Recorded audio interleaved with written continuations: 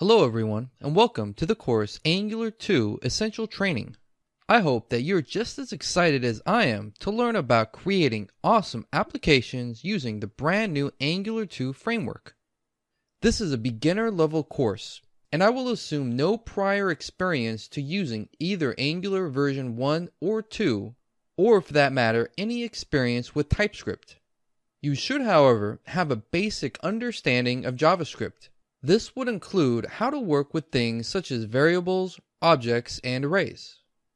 I've structured this course by first presenting a key Angular 2 concept using PowerPoint slides, and then working through an example in our sample application, and then providing quizzes to reinforce what you've learned. The application we'll build is a bookstore. Users will be able to add a favorite of the book of their choice, and can also click through to see the book details. The project files will be included in all lectures where we work on an app, and I've also set up a GitHub repo, which is located at github.com/jackblack/learnangular2.